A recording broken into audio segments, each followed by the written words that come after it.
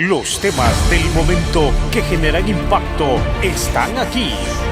En su programa Voces de un Diálogo, con los protagonistas del acontecer de Honduras, abordando los temas de última hora al estilo único del periodista Alan Fiallos, especialista en la noticia. A continuación, su programa Voces de un Diálogo.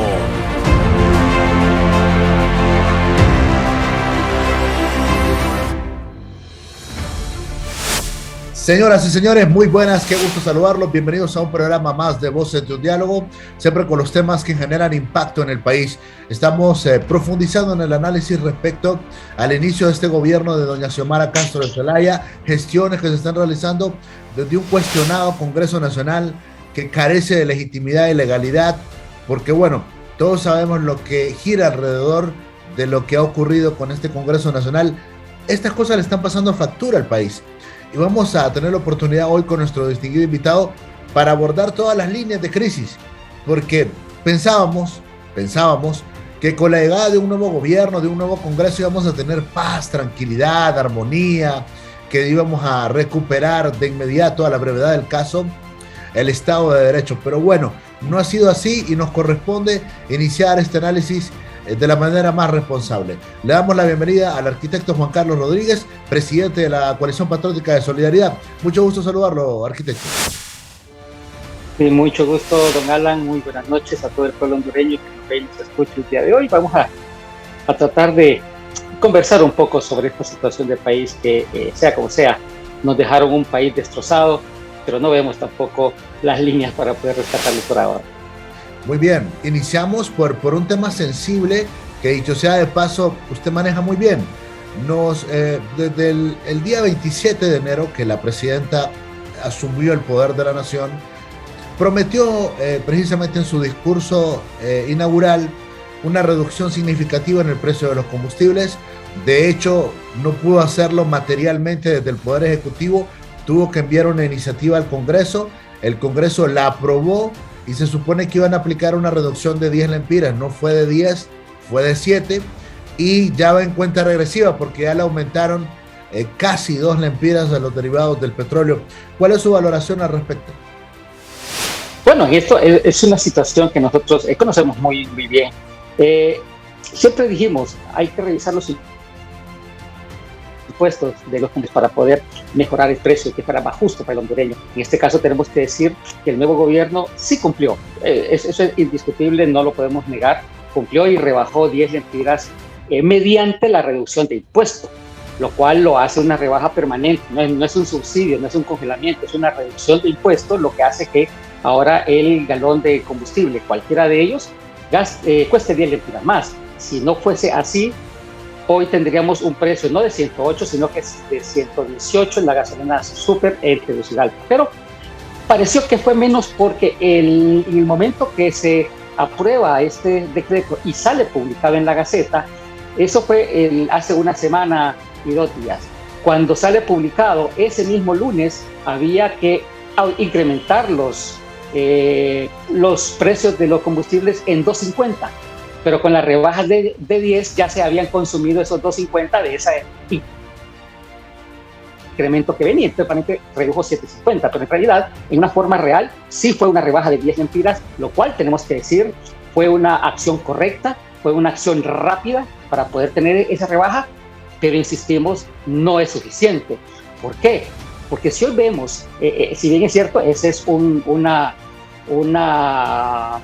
franja de fondos que el gobierno ya no va a recibir como impuesto, pues eso es algo que beneficia al pueblo hondureño, pero vemos cómo los precios, nosotros como país consumidor definitivamente no podemos manejar los precios internacionales, y lo que está sucediendo en este momento es que el precio internacional está subiendo al igual, por lógica, como materia prima el petróleo.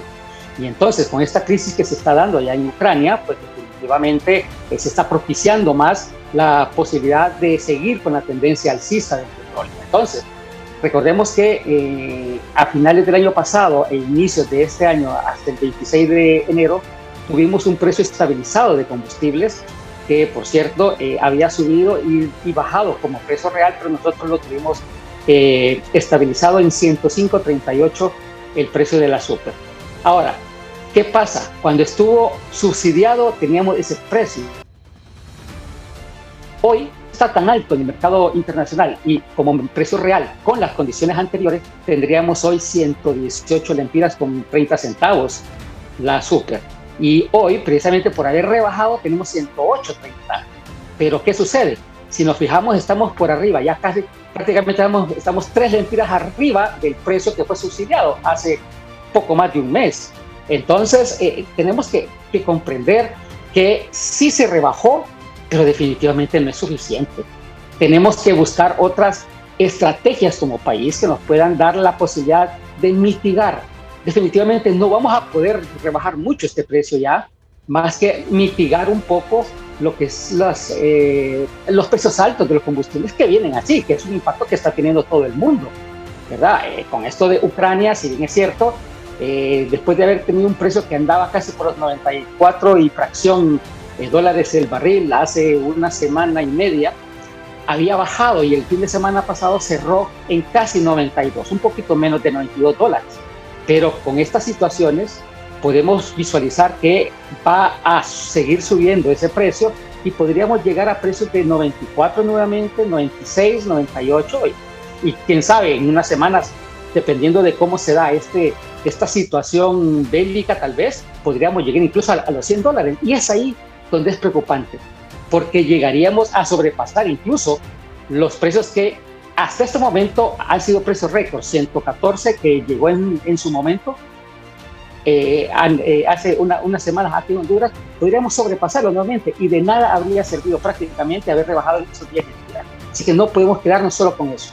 No es lo único que hay que hacer más todavía para mejorar las condiciones energéticas.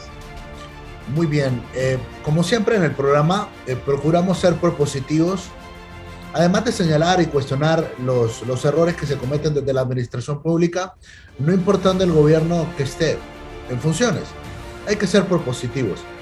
Una carencia que tiene este gobierno es que no percibimos que tenga un equipo técnico, un equipo de profesionales en el área, como tampoco lo tienen en otras áreas. Eso es evidente. Y no necesariamente lo tengo que decir yo, es evidente. En este caso particular de los combustibles, esta reducción de los 10 lempiras pasó por una decisión legislativa, no una decisión técnica. ¿Cuál sería su propuesta para tratar de mitigar ese impacto?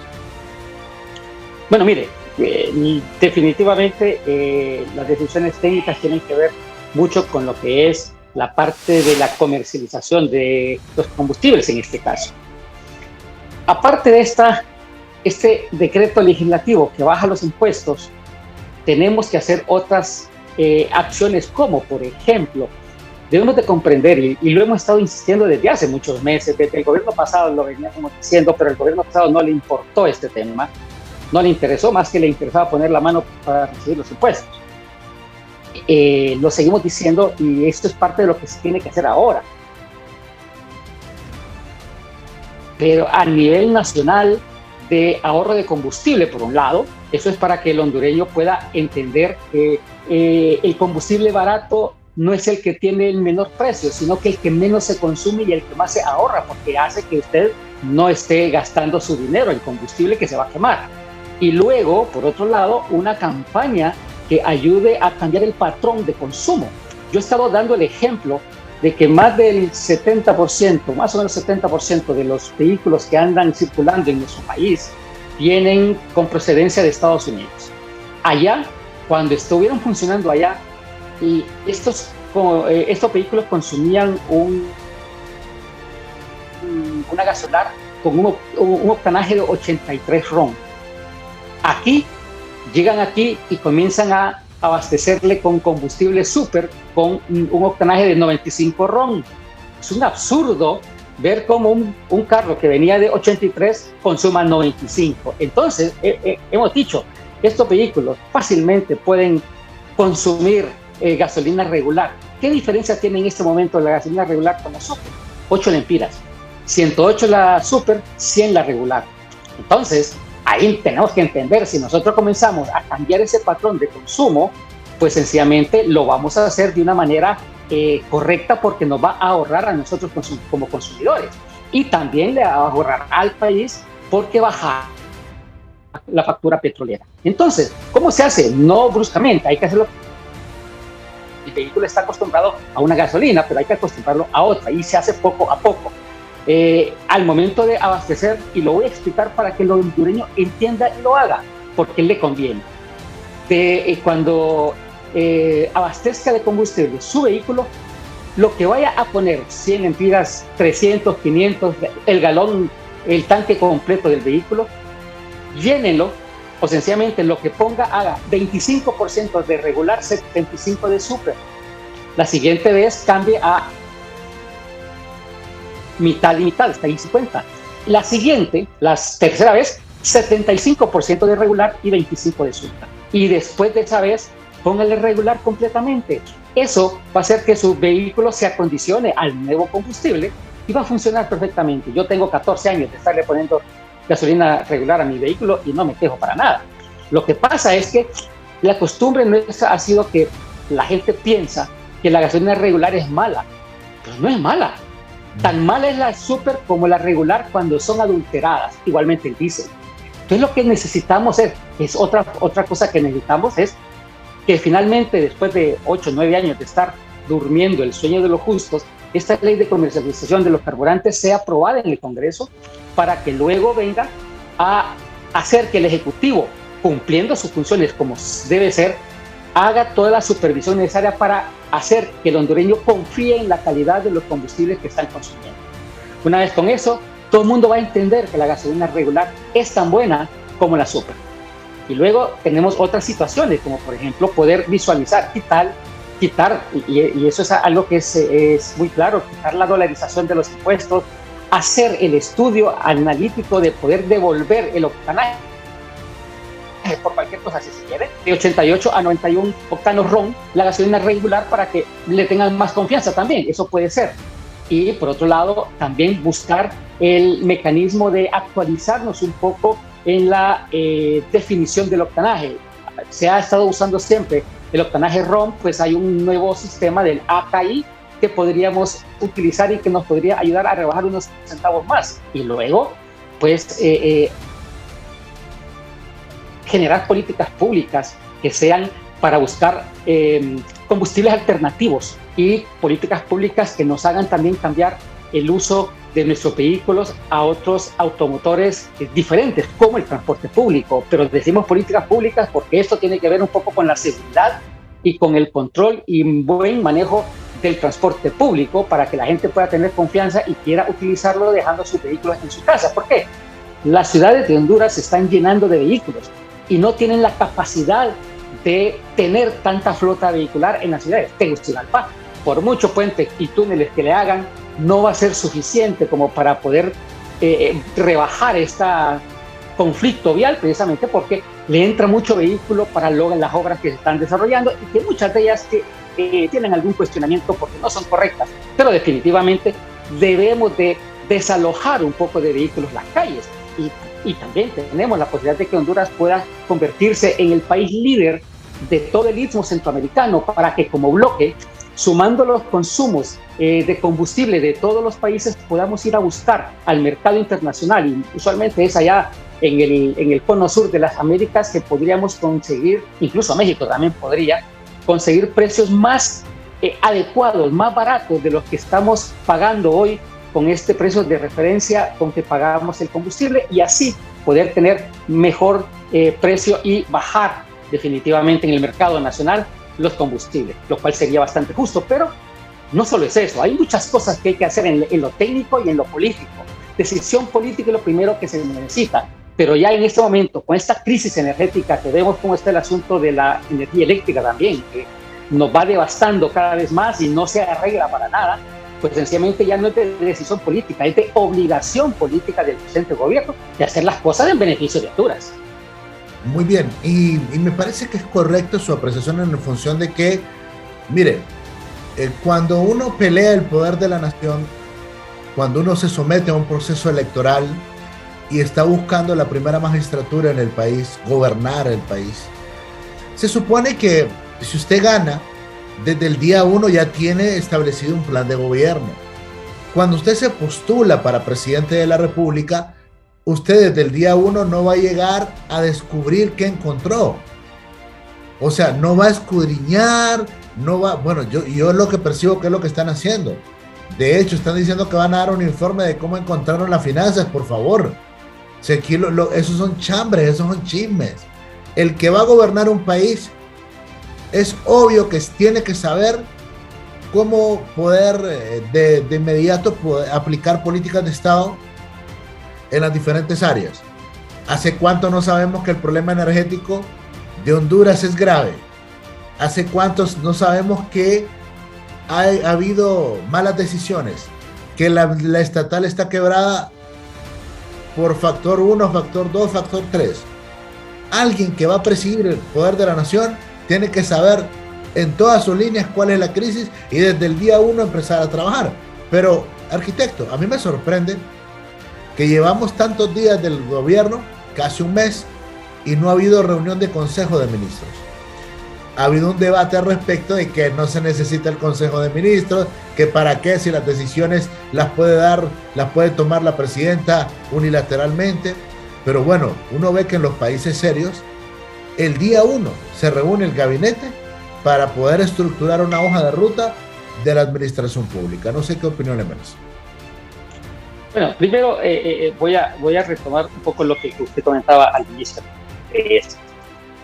Sí, cuando usted es candidato presidencial y un partido está ostentando ganar las elecciones, debe de conocer algo. Y aunque digan que este gobierno pasado tapó todo y trataba de hacer y no dio la información a tiempo a la Comisión de Transición mientras estaba funcionando, ya todos nosotros sabíamos cómo estaba este país, que lo estaban dejando endeudado, que lo estaban dejando quebrado, la situación de la ENE, la situación de Hondutel, el SANA, los grandes sueldos de los funcionarios, hasta cuando se recetaron las prestaciones, y ese es dinero que sale de las arcas públicas.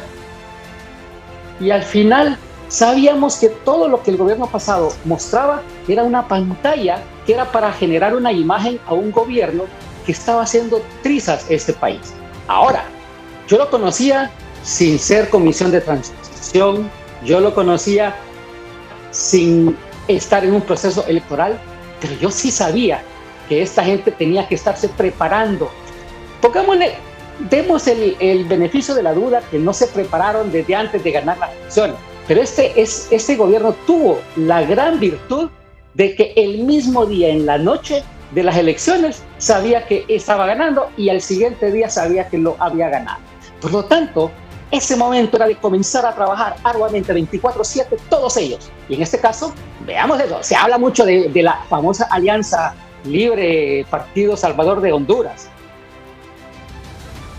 Eran dos partidos que tenían que trabajar al unísono para poder estar preparados que el 27 de enero comenzar con paso firme y a conocer situaciones que no conocían, pero que la generalidad ya la tenía sabida y que tenía que trabajar por ellas. Entonces, cuando venimos nosotros y nos damos cuenta de que a estas alturas, mire, hay muchas instituciones de gobierno que todavía están acéfalas, muchas de ellas, aduanas, por ejemplo, la ENE, mire, la crisis energética es tremenda y hasta hace poco me dicen, yo no he podido encontrar todavía el acuerdo donde se designa al ministro de Energía. Dicen que sí, ya está un señor de apellido Tejeda, que no lo conocemos, no sabemos qué tanto él sabe manejar la parte energética, y la ENE todavía no tiene gerencia.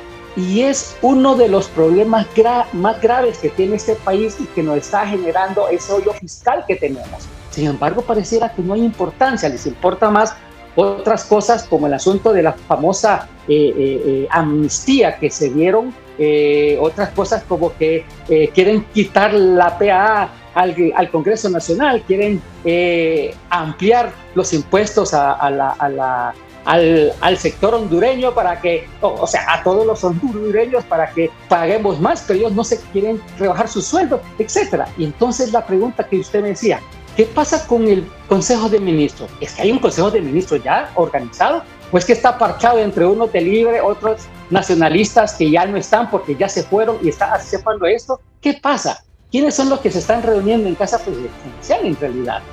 Esas son las cosas que hemos platicado con algunos colegas suyos, don Alan, y que nos parece tremendo que prácticamente estamos a un mes, 4 semanas ya de haber asumido el poder de la nación y que todavía vemos tanta improvisación, tanta inseguridad y tanta lentitud en echar a andar este camión llamado gobierno, y que a la larga este camión ya sabíamos que estaba con llantas desinfladas, que la batería no estaba funcionando, pero ¿cuánto están esperando para echarlo a andar? Y entonces ahí viene donde no solo la improvisación, sino que también hablamos de la chanconeta. Y lo siento mucho, yo voy a ser un crítico siempre, y lo voy a recalcar el día de hoy. Yo no soy político ni me interesa ningún partido político, así que yo voy a ser sincero con mis apreciaciones hacia lo malo o lo bueno que haga un gobierno. En este caso, yo sí creo que estamos viendo esto de gobernar como una chanconeta. ¿Por qué lo digo? Yo creo que iba a decir que estaba de acuerdo cuando ellos dicen que esta junta directiva no está correctamente legalizada. Yo también lo creo y lo siento mucho, pero ellos tienen razón. Esta junta directiva no está legalizada porque sencillamente no recibió la promesa de ley de alguien que tenía la competencia de tomársela. Y si ya tienen un Congreso establecido, ¿qué les cuesta sencillamente venir y decir, bueno, juramentémonos como debe ser para que no haya ninguna duda? Pero es ahí donde hoy en día veo cómo los que antes criticaban lo malo que hacían y lo detestable que hacían los nacionalistas, hoy lo están haciendo. La juramentación de la junta directiva, para mí, no es legal, por lo tanto, no está correctamente legitimada, aunque digan que los diputados al estar ahí la legitimizan. No es cierto, sino entonces vayamos a decir que la reelección de Juan Orlando, que fue ilegal, inconstitucional, era correcta porque los partidos participaron en ese evento electoral. No es cierto. No es por participar o por estar presente a alguien, aunque tenga un cargo, es que va a legitimizar algo. Ellos legitiman lo que es el Congreso Nacional como un ente, como un poder del Estado, pero no la Junta Directiva. Vemos cómo ahora los decretos de ley llegan, y también como antes, le dan dispensa de los 3 debates y se van al único debate. Llegan y presentan una moción que la echan a la comisión de dictamen y después viene y se aprueba a matacaballo. O sea, en horas de la noche, todo se hace, y muchas cosas ahora estamos viendo que la están devolviendo para poner a socializar con el pueblo, cosas que ya están prácticamente aceptadas por una comisión de dictamen, y todo, etcétera, etcétera, etcétera. Antes hablaban de los grandes incrementos de salarios que se habían dado los diputados y que habían aprobado los anteriores también, a que incluso los diputados suplentes, aunque no trabajaran, tenían sueldo, etcétera, etcétera. Pero estos están haciendo lo mismo, porque ahora se dijo, ayer el señor Russell Tomé, y yo lo siento como una gana de agenciarse el crédito él, porque si él fuera otro, él diría, bueno, si nosotros no lo quieren rebajar, yo sí me lo voy a rebajar. Pero él dice que no hay ambiente para rebajar los sueldos. Por Dios, si solamente las 3 bancadas que dicen que van a trabajar por el pueblo, los de Libre, los de PSH y los del Partido Liberal, son 82 votos, pues, con esto, si fueran honestos con lo que dicen, es que realmente nos está afectando. Pero no sé qué está pasando. Pareciera que ya se les olvidó que antes eran los de la oposición y que hoy tienen que estar haciendo lo mismo que hacían los oficialistas de antes. Entonces, yo creo que esta es una situación que está debilitando el presente gobierno. Aparte, la señora presidente pareciera que quiere gobernar por medio de Twitter, ¿verdad? Pareciera que le quiere seguir los pasos al presidente Bukele de El Salvador, donde cree que los gobiernos se hacen por medio de Twitter, o que el salón donde se realizan las reuniones de ministros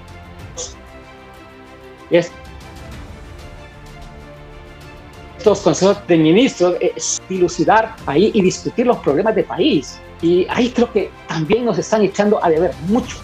Así que todo esto, lo que creo que es que le está quitando confianza de parte de la población al partido que en este momento está gobernando, le está quitando algo de credibilidad también, porque está haciendo que las promesas que dieron antes, algunas que son fáciles, las aprueban, como el asunto de la energía eléctrica y los combustibles, y esta es su banderita de batalla para decir que aparte de ser la primera mujer que está como presidente de Honduras, ha dado al pueblo estos dos beneficios, pero aquí necesitamos no esos dos beneficios para hacer populismo, para hacer campaña a favor de. Queremos a alguien que gobierne de verdad y que dé la cara siempre para decir, estamos trabajando de esta forma, este es mi equipo que por meritocracia estamos designando en las diferentes instituciones de gobierno para que trabajen y trabajen y trabajen hasta poder echar a flote lo que es este barco llamado Honduras. Muy bien, y a esto una interrogante que quizás tiene una respuesta, pero yo quiero planteársela en el marco de la responsabilidad y de respetarle a usted su criterio. Hay una percepción de que quien está gobernando es el esposo de la presidenta. Tanto así que la primera gran acción de la presidenta fue enviar al Congreso Nacional un decreto de amnistía para limpiar los delitos, y lo dice el documento. Cuando yo leo el documento y leo esa palabra, limpiar los delitos, los abusos de poder, los actos de corrupción del gobierno del esposo. Ese es el gran acto que hasta hoy ha hecho la presidenta Xiomara Castro, y se percibe entonces que el poder político y el poder que se ejerce es el del esposo, el del presidente Zelaya. Bueno, yo creo que el sol no se tapa con un dedo. El señor Zelaya está metido en el gobierno más que la misma señora presidenta. Eso está muy claro. Vemos cómo él ha estado, y se dice, incluso uno de los diputados tuvo la osadía de decir, es que ella mientras estaba enferma lo nombró comisionado presidencial para resolver asuntos administrativos de gobierno. Si para eso están los designados presidenciales, hombre, si para eso está, si no estaba tan grave, para eso está el Zoom hoy en día, pues hay tantas cosas que se pueden hacer para dar legitimidad a cada acto que una autoridad de gobierno, y no digamos la presidencia, puede ejecutar. Yo creo que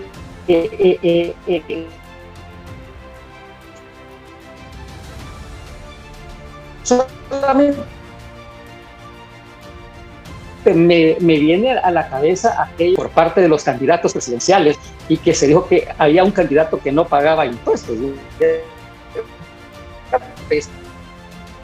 La señora de ello, el señor Manuel Zelaya, diciendo, presidente, que tuvo un cargo, venga a decirle hoy en día al pueblo hondureño que él pagaba los impuestos de todos ellos. Por favor, no nos quiera ver la cara, pues, es un absurdo. Y ahora él quiere ser el presidente detrás de bambalinas, echando a un lado lo que son incluso los designados presidenciales. Hoy en día no sé qué pasa con el señor Narrala, con la abogada Gutiérrez, que han estado callados, no hablan sobre las situaciones que todos los hondureños estamos viendo, que no creen que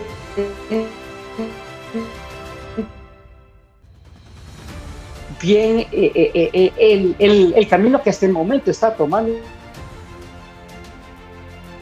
este gobierno. ¿Por qué ahora no? ¿Por qué no le dicen que hay que ser parte del convenio? No lo sé. Primero tiene que ser mediante lo que la legalidad dicta, para hacer un gobierno que realmente esté ceñido por lo correcto y lo legal, y aparte, para que no se vea como una chanconeta. Muy bien, cerrando, tenemos apenas unos minutos, arquitecto, para cerrar. El tema del nepotismo también que marca a este gobierno de doña Xiomara Castro. Su hija, su cuñado, su esposo, sus hijos, sus sobrinos, es decir, como popularmente se le dice, un familión en el gobierno de la señora Xiomara Castro. Bueno, mire, yo creo que sinceramente el secretario privado de ella sea el hijo, he escuchado cuál es el currículum de él y yo creo que tiene la capacidad para ser secretario privado. Ahora, si yo fuera ella, yo le diría al pueblo, yo quiero que él sea mi secretario, pero él va a trabajar ad honorem. De mi sueldo voy a pagarle una parte a él para que él trabaje, para que no haya ese nepotismo del cual se habla. O sencillamente, tengo un secretario por aparte, pero él es el asesor ad honorem de este secretario o mío también,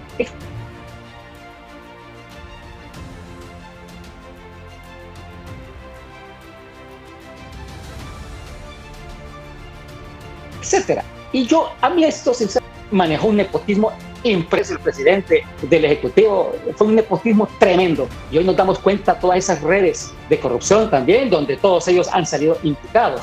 Ahora en este momento, y lo he dicho, este gobierno con sus diputados y toda su gente pareciera que están siguiendo los mismos pasos del gobierno anterior, nada más que iniciándolos. Y entonces esa parte del nepotismo también va por ahí. Yo creo que los Zelaya deberían de entender, y la gente, me disculpa si hay gente que no le gusta lo que voy a decir. El señor Zelaya cree que ese partido es su hacienda personal y que todos los militantes de Libre sencillamente tienen que obedecerle, porque así pareciera que es y así lo plantea él muchas veces. Yo creo que en este caso él está soñando con lo que era la dinastía Kennedy en Estados Unidos. Pero ojo, la dinastía Kennedy en Estados Unidos también era una familia que fue creada como política, pero estudiando para tener una capacidad de las ciencias políticas como tal. Y es un país que de verdad cumple sus leyes, respeta sus leyes, ¿no? Y todo. En este caso no. En este caso cualquiera puede sencillamente ser y meter a toda su familia a enchambarse en el gobierno, y parte sin novedad, porque ya no les importa la crítica del pueblo. Muy bien, yo le agradezco mucho, arquitecto, este tiempo. Esperamos seguir monitoreando, timeando lo que es el desarrollo de esta gestión de doña Xiomara, esperando que se mejore. Para mí es un placer haber platicado con usted. Sí, muchas gracias, don Alan. Y yo sencillamente repetir las palabras que he podido decir últimamente. Recordar al presente gobierno que llegaron ahí mediante una esperanza de un pueblo que quería que se cambiaran las situaciones de este país, las situaciones del pueblo hondureño, no la de sus dirigentes ni sus seguidores. Así es que el Congreso que legisle correctamente lo que tiene que legislar y quite todo aquello que propiciaba la corrupción, y el Ejecutivo que haga su trabajo correctamente. De lo contrario, en 4 años nos tocará volver a buscar otra alternativa. Muchas gracias, don Alan. Buenas noches. Arquitecto Juan Carlos Rodríguez, presidente de la Coalición Patriótica de Solidaridad, hoy acá en Voces de un Diálogo. Muchas gracias a todos ustedes que siempre están pendientes del programa. En nombre de todo este equipo de producción, de profesionales, yo soy Alan Fiallos. Tenemos estos importantes mensajes para ustedes. Los temas del momento que generan impacto están aquí, en su programa Voces de un Diálogo, con los protagonistas del acontecer de Honduras, abordando los temas de última hora al estilo único del periodista Alan Fiallos, especialista en la noticia. Voces de un Diálogo, de lunes a viernes a las 8 de la noche, por Cholusatsur, Canal 36.